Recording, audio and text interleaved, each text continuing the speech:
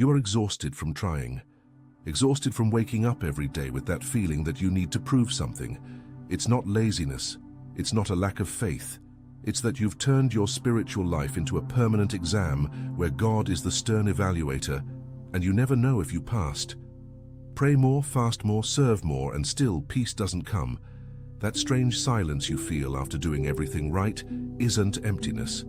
It's the beginning of something no one prepared you to recognize. What if I told you that you don't need to pass any tests because God never treated you as a student being tested, but as a child in formation? What you're about to discover today will dismantle years of anxious religiosity. You'll understand why that constant pressure for spiritual performance doesn't come from God, but from a distortion you were taught. And more importantly, you'll learn the difference between being busy for God and being present with God. Because the real shift doesn't happen when you finally get it right. It happens when you stop measuring. Let's get straight to the symptom. You finish the day and do an automatic mental review. Did I pray? Did I read the Bible? Did I help someone? Was I patient in that annoying situation? And depending on the answers, you go to sleep in peace or in guilt. Your spirituality has become an Excel spreadsheet. You're not living a relationship, you're reporting accounts. And the worst part is, no one asked you to do this. You created this internal tribunal yourself. There are days you wake up already tired of your own faith. Not because you stopped believing, but because you turned belief into performance.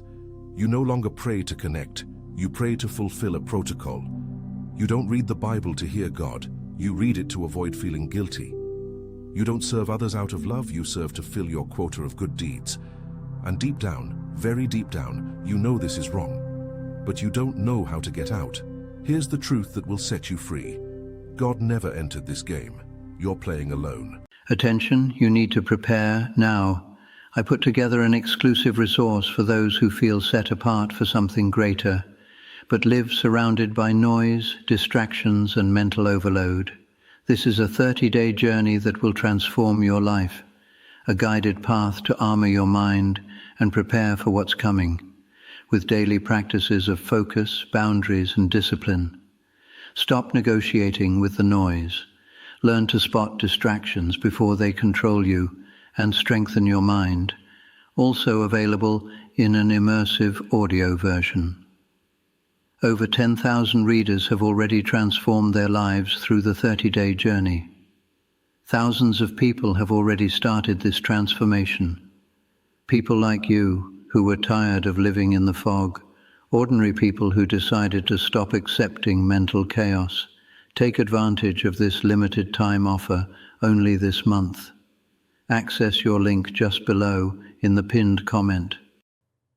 Studies from the Pontifical Catholic University of São Paulo on religiosity and mental health show that individuals with performance-based spirituality have 55% higher anxiety rates than those with relational spirituality. It's not faith that makes you sick. It's the distortion of faith into a merit system. Researchers from the Federal University of Rio de Janeiro, studying religious burnout, identified a clear pattern. The more a person tries to please God through quantifiable actions, the less they experience genuine connection. It's like trying to buy intimacy. You can give gifts, do favors, always be available, but if the heart isn't present, there's no relationship. Only transaction. Now pay attention, because this is where the shift begins. If you recognize this pattern in yourself, leave a like now. This simple gesture helps me reach more people who are trapped in this snare, and it helps you mark this moment as a point of no return. Because what follows will show you that you are not failing. You are waking up. There's a biblical scene that shows this with brutal clarity. Martha and Mary in Luke 10. Jesus is at their house. Martha is incredibly busy preparing food, tidying everything, ensuring the special guest is well received. Mary is sitting at Jesus' feet, just listening. Martha gets irritated. She goes to Jesus and complains. "Don't you care that my sister has left me to do all the serving? Tell her to help me." Jesus' answer destroys the logic of performance. "Martha, Martha, you are worried and upset about many things, but only one thing is needed. Maria has chosen what is better, and it will not be taken away from her." Pay attention to what he didn't say. He didn't say Martha's work was wrong. He didn't say serving is bad. He said she was worried and upset. The problem wasn't what she was doing. it was the internal state with which she was doing it. The Greek word used here for worried is merimnao, which literally means divided in mind. Martha was physically present, but mentally fragmented, doing 1,000 things, but connected to none. Mary wasn't being lazy, she was being present. And Jesus makes it clear, presence is more valuable than performance. Now look at your life. How many times are you doing things for God, but your mind is elsewhere? Praying, but thinking about your to-do list. Reading the Bible, but mentally checking notifications. Serving in church, but counting the minutes until you can leave. You've become Martha. And God is calling you to be Mary. It's not about doing less. It's about being more. The Hebrew word for peace, shalom, doesn't mean absence of problems. It means wholeness, completeness, being whole. When you are divided between performance and presence, there is no shalom. There is movement, there is effort, there are even results. But there is no peace, because peace is not conquered, it is received, and you can only receive it by being present. Let me show you another angle of this truth through a figure few understand, Elijah. 1 Kings 18 and 19. Elijah has just had the greatest spiritual victory of his life. He confronted 450 prophets of Baal, invoked fire from heaven, proved that God is real before all the people. It's the climax, the moment of glory. And what happens right after? He runs into the desert, sits under a tree, and asks to die. Enough, Lord. Take my life. Wait, what? He just won. He should be in spiritual ecstasy. But he's collapsing. Why? Because he was operating in performance mode, not presence mode. He was so focused on proving God that he forgot to be with God. The victory didn't bring peace. It brought exhaustion. Because when you live for the next test, approval is never enough. There's always another challenge. And pay attention to God's response. He doesn't reprimand Elijah. He doesn't say, "You're weak, you're ungrateful, you just saw a miracle and you're already depressed." God sends an angel with food and water. He lets Elijah sleep. He takes care of the body before speaking to the soul. And when he finally speaks, it's not through fire, wind, or earthquake. It's through a gentle whisper. The Hebrew word is kol demama dakka, literally, voice of delicate silence. God was teaching Elijah something revolutionary. I am not only in spectacular victories, I am in the silence, I am in rest, I am in simple presence. You don't need another power show. You need intimacy. And intimacy doesn't happen in performance. It happens in vulnerability. Translate this to now. You're waiting for the next great spiritual victory, the next breakthrough, the next clear sign that God is pleased. But God is calling you to the whisper, to the moment without an audience, without expectation, without measurement. To simply be. Do you think that's small? It's everything. Studies from the HeartMath Institute on heart coherence show that states of genuine presence, where the mind is fully focused on the present moment without judgment, create synchronization between heart and brain that improves decision-making, reduces inflammation, and increases emotional resilience. Data from Harvard University on meditation and neuroplasticity reveal that contemplative practices physically change the brain structure, increasing areas linked to compassion and reducing areas of stress reactivity. But here's the crucial point. This doesn't happen when you meditate to earn spiritual points. It happens when you are genuinely present. Intention matters. God is not impressed by spiritual disciplines done on autopilot. He responds to authentic presence, even if it's for 5 minutes, even if it's messy, even if it's just you saying, "I don't know what to do, but I'm here." If you've ever experienced that moment of raw honesty with God, type presence in the comments. This word will serve as a marker, a declaration that you are choosing to step out of performance and into real relationship. And as you type, stay tuned, because the next point will show you exactly how to make this transition in practice. The cause of your spiritual exhaustion is not lack of effort. It's excessive effort in the wrong direction. You're trying to build a relationship with God using the tools that work in the marketplace: goals, metrics, results. But God is not your boss. He is your Father. And fathers don't measure love in spreadsheets. The Greek word for the kind of love God has for you is agape. It's not conditional love based on performance. It's love that chooses, love that endures, love that doesn't depend on you deserving it. But you were trained in another kind of love, eros, which is transactional, which gives expecting to receive. And you project that onto God. You think if you pray enough, He'll give you what you want. If you serve enough, He'll bless you. If you're obedient enough, He'll approve. But agape doesn't work like that. Romans 5:8 says, "But God demonstrates His own love for us in this. While we were still sinners, Christ died for us." Not when you got better, not when you passed the test, when you were in the worst possible state. This completely destroys the logic of performance. If God loved you at your worst, why do you think you need to impress Him at your best?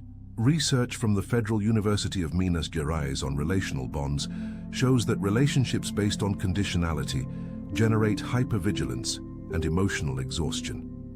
The person never relaxes, never feels secure, because there's always a risk of losing approval. But relationships based on unconditional commitment generate psychological safety, which is the foundation for genuine growth. Translate this to your relationship with God.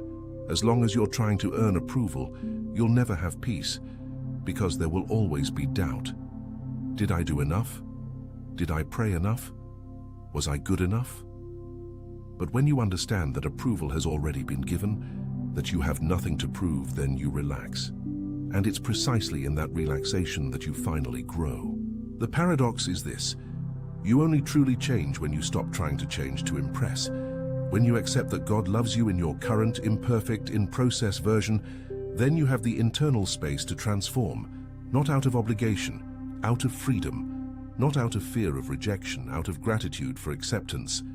Now pay attention to the practical solution. How do you get out of the performance trap? First, you recognize the pattern. Every time you catch yourself doing something for God with that internal pressure of, "I have to do this or else," stop, breathe, ask, "Am I doing this out of love or out of fear? Out of connection or out of obligation?"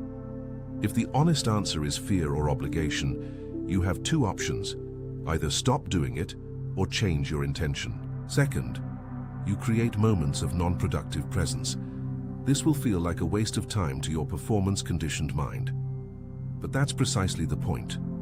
5 minutes a day, where you simply are with God without an agenda, without asking for anything, without doing anything, just presence.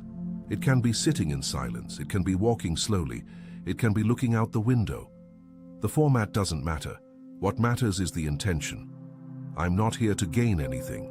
I'm here because I want to be. Studies from Stanford University on contemplative practices show that even 10 minutes a day of intentional presence reorganizes mental priorities and reduces compulsive behaviors.